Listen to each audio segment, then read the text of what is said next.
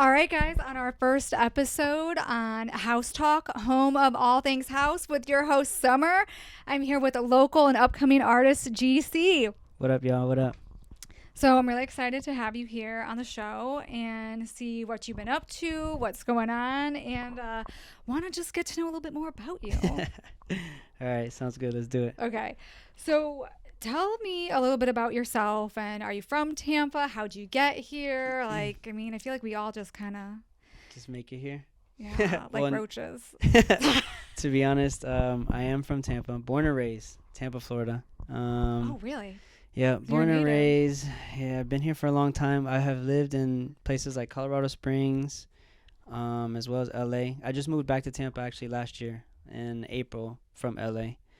It was pretty fun out there. I just moved out there when the COVID had hit, so it wasn't like the funnest time, but it was fun. It was cool. I'm just happy to be back home. Tampa's home. I lived in California as well. Yeah. So I lived in How San long Diego. ago was that? Oh, I was there in like 2008 and Oh, so left. Before the gas was $7 a gallon. I mean, but it was still expensive. Yeah, And they it's so still expensive to had, live there. homeless issues and stuff. But Oh my God, that is terrible over there. But Tampa's home. Tampa is home. No. Tampa is home. St. Pete is starting to become home as well. I'm over here a lot. Let's talk about the St. Pete house vibe. I feel St. like Pete has a way better house vibe than Tampa for sure. Man, Tampa's looking kind of rough. Unfortunately, it is, especially after, Halloween. Yeah, St. Pete's really cool because they do Steep Station on Tuesday. You've got one of my favorite venues, the Floridian Social. I love the Floridian Social. Ladies, I give their bathrooms a 10 out of 10. You can always get in a stall. Nice. The vibe there is great.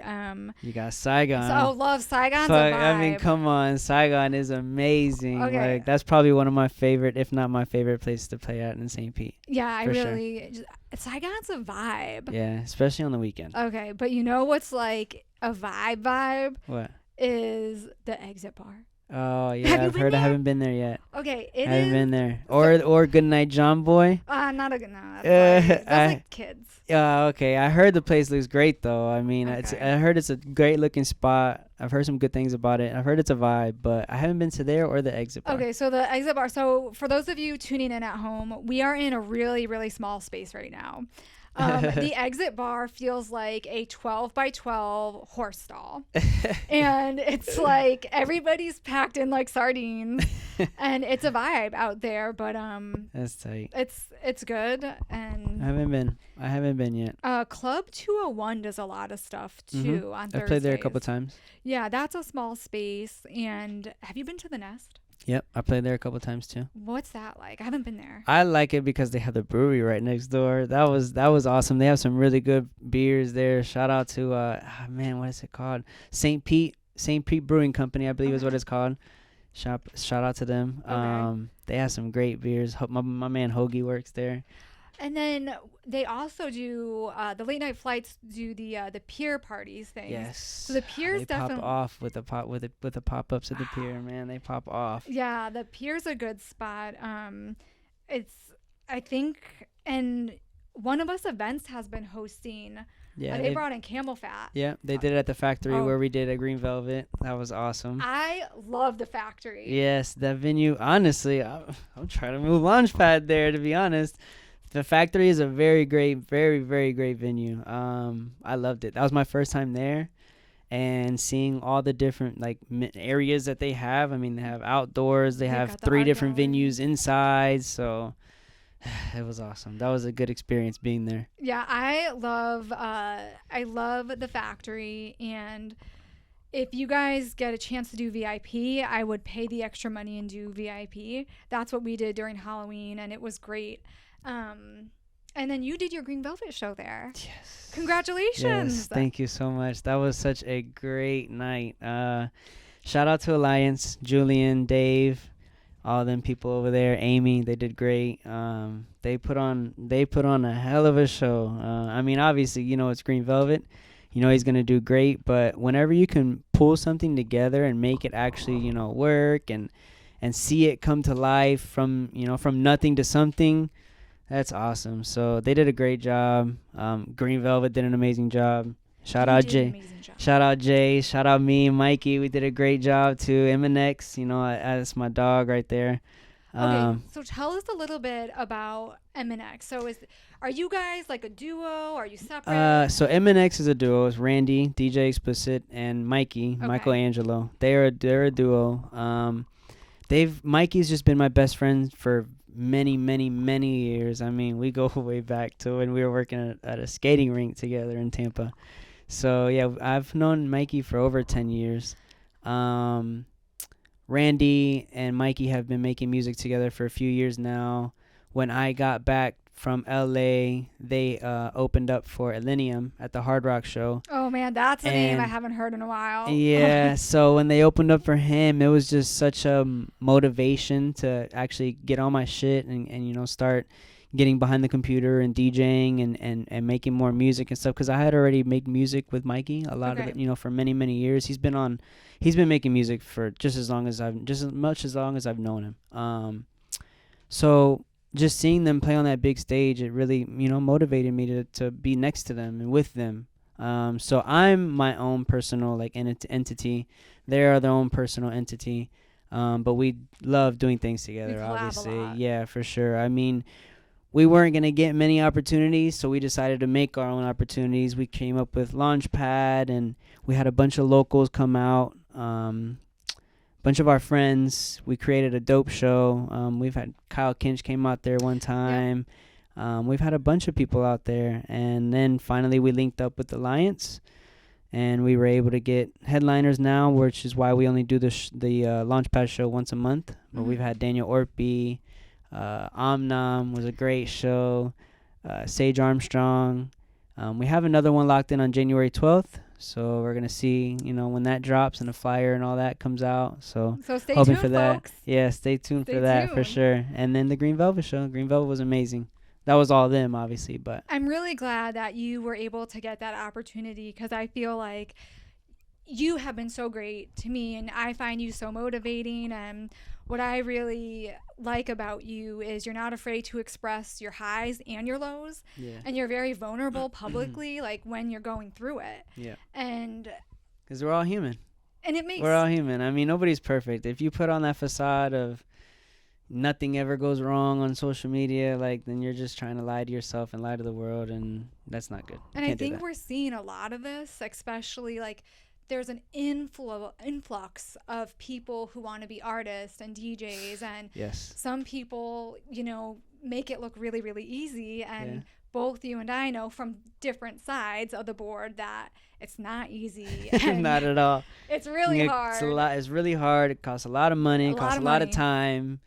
It's going to cost you a lot of money because of the time. So you just have to be able to be ready to be invested into it, and you have to you have to want it. But I'm going to touch on this, but John Summit is coming to the Hard Rock, and his shows are rough. Yeah. I went to the one last year at the Hard Rock, and there's just not a lot of plur vibes out there anymore. And so the only place that, and I've been to many festivals everywhere. I know you love Electric Forest. I'm just gonna say it right. There. Yes, and that was my favorite. When we touch on that, that'll definitely be my favorite venue that I've ever played at. But yes, Electric Forest, absolutely, hands down, has the plur vibe, and definitely still has people there. Not to mention Lost Lands. Lost Lands as well has definitely still have a plur vibe, and you still have nice people and stuff like that. But the ugly energy and the ugly vibe has definitely taken. Yes, that has definitely taken over a lot, and you see it a lot in festivals as well, because it'll be like a train of 10 to 20 of those people, and none of them will fucking say excuse me, and it's like, come on, bro. Or someone will be sick and then not helping, or somebody needs water, and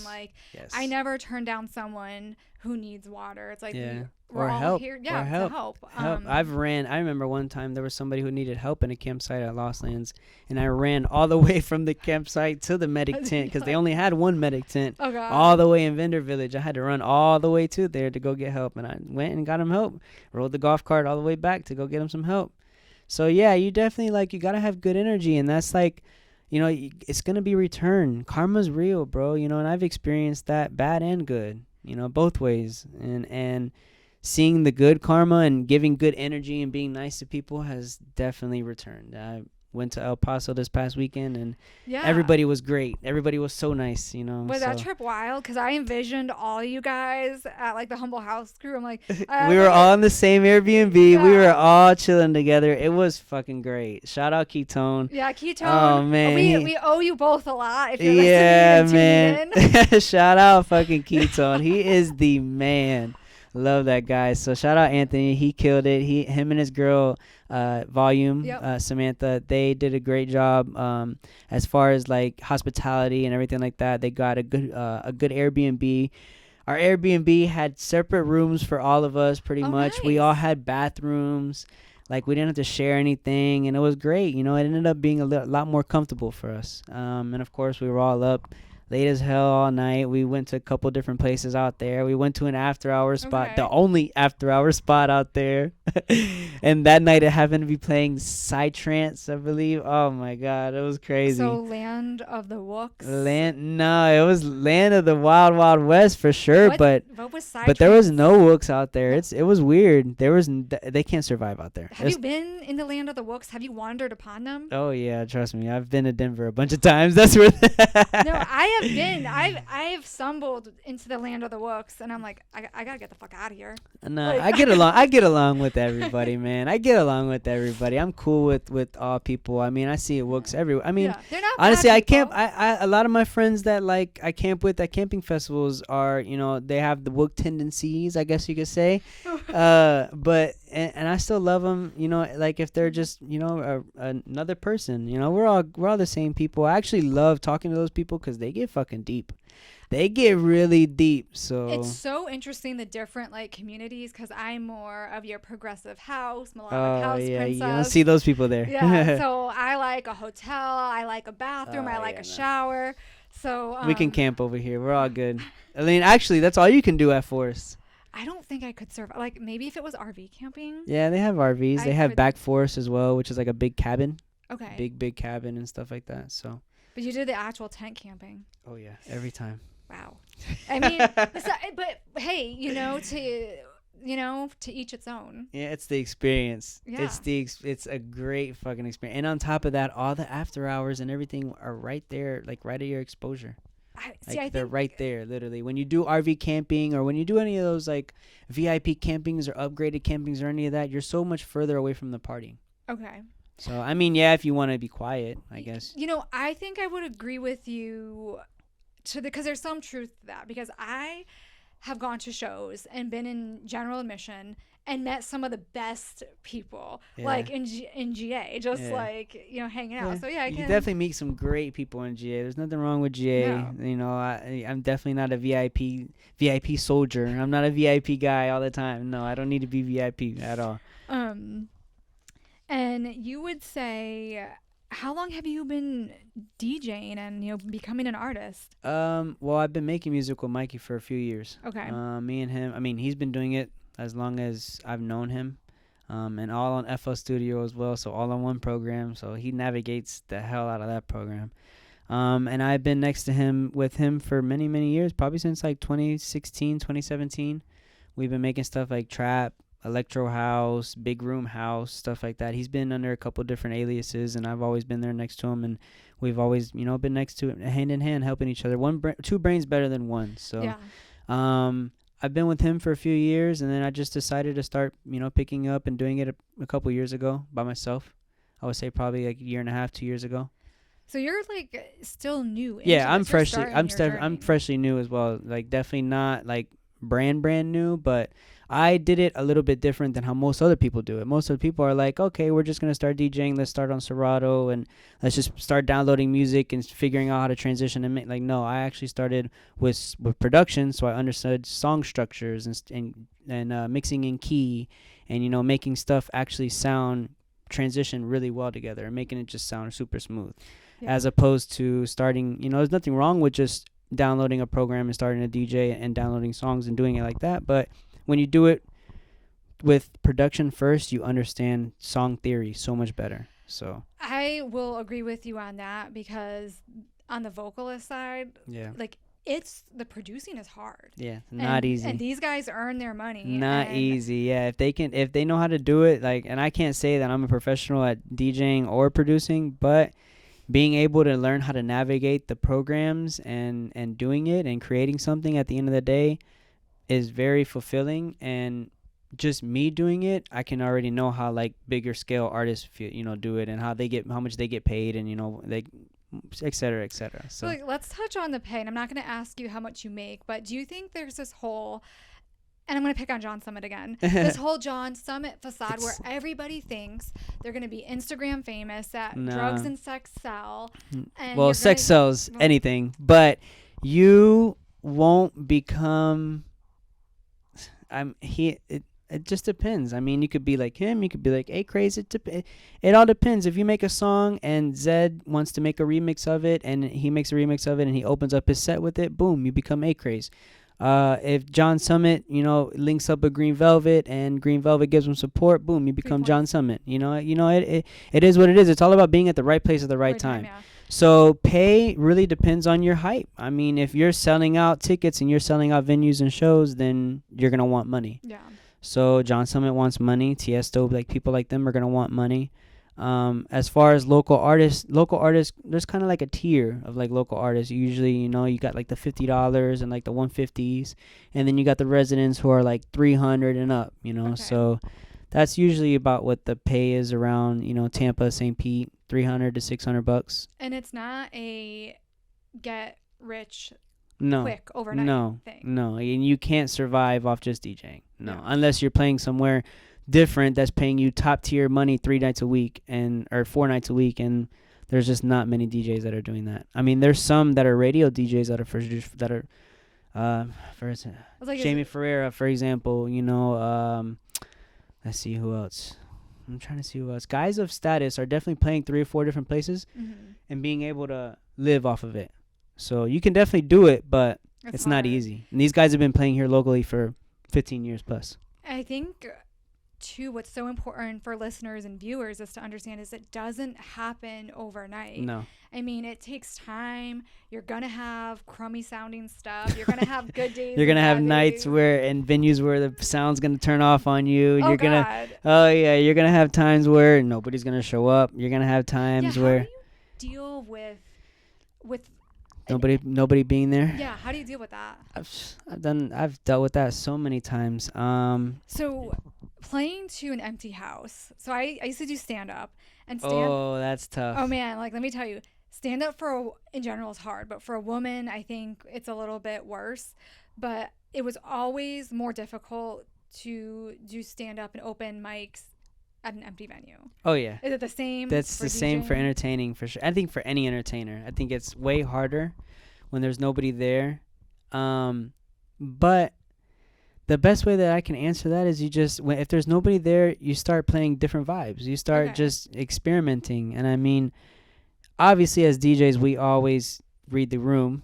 We're supposed to. So if there's nobody there, play different things. I mean, that's happened to me, and it still happens to me all the time. I mean, whenever I play at different bars or different places randomly, locally, sometimes there may not be anybody there for 30 minutes, 45 minutes, and I got to switch it up. And then that's when I'll play like some rhythm or some dubstep or something, and people love it, and then people show up.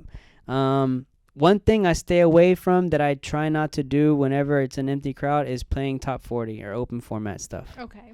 That's one thing I don't do. That's one thing I stay away from. I just don't want nobody to... The poppy stuff? Yeah, I don't want nobody to associate my name with open format or top 40 stuff. I'm trying to stick with EDM music, strictly EDM music for sure. I like when you kind of switch it up and do your Latin stuff. Latin vibe is my 100% go-to. You're a Latin boy. Yeah, definitely. Latin vibe is like if somebody... I want anybody to think of, when they think of my name, I want them to think of Latin grooves. That's what I want them to think of. Ay, papi. Exactly. So you put something on Instagram, maybe it was last week, and it was like this hype, and I don't know if you're going to release something soon, but it sounded kind of Latin-y. Oh, yeah. I have a lot. So there's a lot of like groovy, like Latin, like conga sound stuff that I have not out, but I have coming out. I can't really speak too much on a lot of it. That's fine. some one song with MNX is actually gonna be coming out in South America on a record label down there. So that's gonna be really really dope. But everything else has just been stuff that I have just stored away. I'll touch on, or I'll download, and I'll put it on my thumb drive, and I play it and get a vibe, get a feel of what the people think of it, and then whether I want to touch it again or not, I will, or we'll go send it off to get mastered, and then we'll actually put it out, or try to at least put it out. The one that I did post recently was another one with MNX. We used an old sample from that as well, and that's a really good song. I think that's the one I really like. Yeah, the Parapapa. Yes. That song is fire. That song is really good. I can't wait to get that one out there. I don't know where, who, with who, when it'll come out, but we'll play it. Well, definitely. You pull up. You see me play. If I'm playing somewhere, you'll see me play that. Well, I'm looking forward to it for that coming out. So you deal with a lot of different people in this industry. Have you ever played somewhere where someone's just out of control? And tell me about that. I love these stories. Oh man, I've seen a lot of crazy things. If you had to pause and think. I've seen a lot of crazy things in my photographer, Alex. Shout out McFall Photo. He can definitely tell you I've seen and been through some crazy situations. Okay. He's been right there next to me through a lot of them. There was this one time I was DJing and I look up to look at the crowd, and then I look up at the roof. It was outdoor, and I look up on the roof of this venue, and there's a dude on the roof of this venue like videotaping everybody, and he definitely didn't look like he was working at the venue, or he like was supposed to be up there, but he was up there, and he definitely looked drunk, and I don't know what happened. I seen him up there. I took a video. I was like, damn, look at the things that happens during my sets. I went looked back down and kept on playing because I don't want to, God forbid, see what happened. If he fell off. Nah, right. I'm not. He didn't fall off, but he got down, and I did end up seeing him later on in the venue, like throughout the crowd somewhere. But I definitely playing at festivals, I've seen some crazy people walking by. I've seen some people really, really, really, messed up or really drunk, and pretty much stumbling on themselves and their friends as they walk by. So I've seen some pretty crazy things. Do you ever have people, and I find this annoying, but maybe this is just me being a princess, but when people try to get behind your booth? Yeah. Like, you know what I'm saying? Yeah, it's kind of annoying. It's annoying if you're too close. If you want to be behind me and vibe, I'm cool with that. I love that. I'm all with it. I just don't want you to be too close because I like to dance and I like to move. Yeah, you like to bop around. Yeah, and if I bump into somebody while I'm DJing, or if you like talk to me while I'm DJing, that's one thing about me. I am big on tunnel vision. I'm like, when I'm DJing, I'm zoomed out, focused. Like, if you say when I'm done that, oh, I said what's up to you, or you seen me at the end of the crowd, yeah, I probably did, but I'm gonna be honest, I can't remember. I'm zoomed out. So when you bump into me, or if you're trying to fix a CDJ or something like that, like, oh man, that throws off my focus so much, and I hate that. So yeah, if people come up behind me, I don't mind. Just give me my space. Yeah, give me my space. So I feel like there's so much, we touched base on all these different things that are happening in Tampa and St. Pete with EDM. I might catch some hate for this, but I feel like we have seen, and this is just, maybe it's the style of EDM I listen to, but that there's been a decline of good artists to the area. Is it just me being a princess, or? No, I mean, you like progressive, so progressive, minimal, melodic, all that stuff, techno, house. A lot of that stuff is not booked as much as bass and dubstep. So unfortunately, like, Tampa is a big dubstep scene, big bass scene. I love dubstep. I originally got into EDM because of Excision. So I love dubstep. I have a bass project as well. Okay. But as far as big room house, main stage stuff, progressive stuff, there's definitely an influx. There's not as many artists being booked. You would assume places like the Ritz would be booking somebody, B-A level artists every Saturday. I think, every Saturday is their house nights. You would assume that they would be doing that just on the scale of their, where they're at. But they stick straight to bass, you know, and Yeah. a lot of artists that they've already brought, because I guess they know that they sell shows, you know. Well, So we've seen Slug was there. I feel like they circle like Slug throws down. anyone they bring for SMF.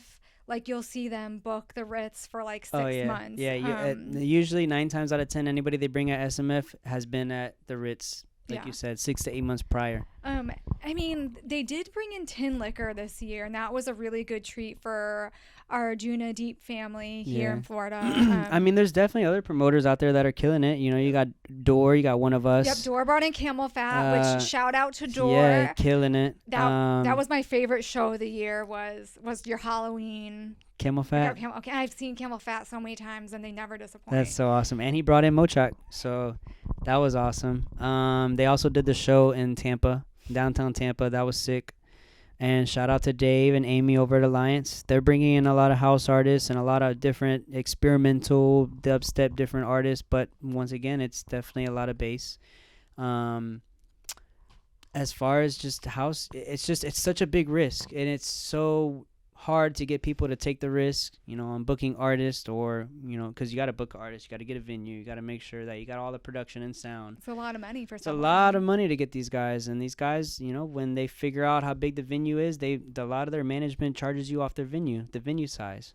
So yeah, it just depends. It's hard. It's really hard. I really wish that we could get a bigger and better house scene in Tampa and St. Pete, but we'll see. Hopefully, I mean, Late Night Flights, they also book artists too. So yeah, they were booking a lot over at PTL. Yep. They brought in a lot of Ajuna. That's the benefit of having a venue. Definitely the benefit of having a venue.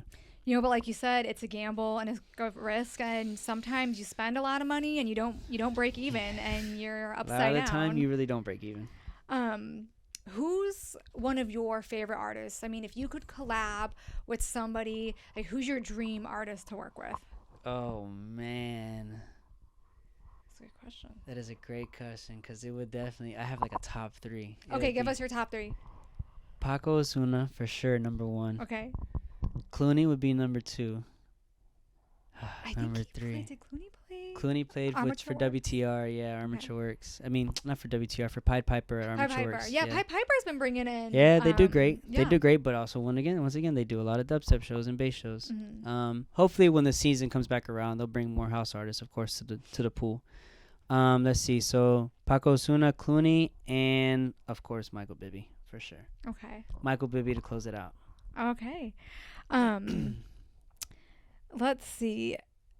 Have you had any recent moments where you've made a bad choice, whether it's posting on social media or something didn't go right at a show, and how did you recover from that, and what was your takeaway from that? That's a good question. That's a very good question. I don't know. I mean, personally, I don't think about, like, so I can't relate that to anything music-wise or anything social media, but I can definitely relate that to personal life. I mean, in personal life, I've made some messed up issues and some messed up choices and gotten some bad choices and bad issues from all those stuff. I can relate that to personally for sure. Last year, I had some bad things happen. I've been paying my repercussions from that now, and it's gonna pay off. Because it's motivation. It's just motivation to keep going now. When I think if you learn from it, yes, you know, exactly, and not make the same mistake, I think there's a lot to be said. Yeah, I definitely learned from that mistake. That's probably the biggest, as far as that question, that's the what I'm thinking in my head is the biggest thing that I can relate it to, and it's definitely personal. So okay, that's definitely on a personal level. But it's motivation. Anything that you do, whether it be social media or your entertainment life or your personal life, if you make a bad choice, it should just be motivation to clear that and just do better. Now, I want to talk about this. Kind of is a great segue into rejection in this business, and everywhere. I mean, left on red all the time. How do you deal with being so excited and you think you've got something great and you're excited to play a show and you just get the no, and some people are not nice about their no's. How do you deal with that? I mean, how does that affect your confidence? That's a good question too. I don't really know because to be honest, as a kid and growing up as a teenager and young adult, I never really was like the guy that. So this relates to this. I never really was the guy to like go and approach a woman first because I hated rejection. Like I wouldn't be one of those guys in a club that just like grabs a girl, is like, oh, let's go have a drink or whatever. Let's go dance or whatever. Like no, I would never do that because I hated I hate rejection or I hated being told no. So now when I think about it as an artist, it doesn't even faze me. Like, I guess because I already lived so long with not being rejected or not worrying about that, now that whenever it does happen, I'm just like, whatever. Or it could just be my personality or how I am. But when I get rejected or if I just get left on red, which happens a lot, I just move on and just try to go to another promoter, another venue, reach out to another network to another person and see if it works out from there. If it doesn't work out, it wasn't meant to be. Yeah, no, that's a great way of stating that. And I think there's a lot of people that take it personal, and sometimes you're just not a good fit for someone's label. Yeah. Or Oh yeah, I've been rejected on labels all the time. I'll get emails back they where email you. they'll email you. So they have this thing called Track Stack now, where you'll send them XYZ amount of tracks, and they'll either approve them or deny them, and they'll tell you why they denied them, and it'll 9 times out of 10 it'll say something along the lines of the song doesn't fit their style or something like that. I've been rejected a few times, and I don't mind. I'll send it to MNX and the friends, and I'll be like, hey, look, we got denied, but maybe that's just more motivation to get on something different or figure something else out, or send it to somebody else, or who knows, maybe it'll get signed with somebody else somewhere else. No, And it I also think that's takes a great. while for labels to hit you back up too. So That's good for those of us that are currently yes, it's trying not this. like overnight. It's not overnight. It'll definitely take a while. I mean, the South America label, we sent them a song and they didn't get back to us till like a month and a half later. See, I personally struggle with patience in Oh my yeah, personal life need patience. and here. And Yeah. I'm not it's hard because things don't happen overnight, and like you said, you're not the label's first priority. You're not the Nope. producer's first priority, and No, it's hard that's to you just got to build that first relationship with them, and then after then you'll be able to start, getting in there more and being able to release with them more, and they'll start listening to you more at least. yeah. What is your guilty pleasure? So for example, my guilty pleasure is Machine Gun Kelly.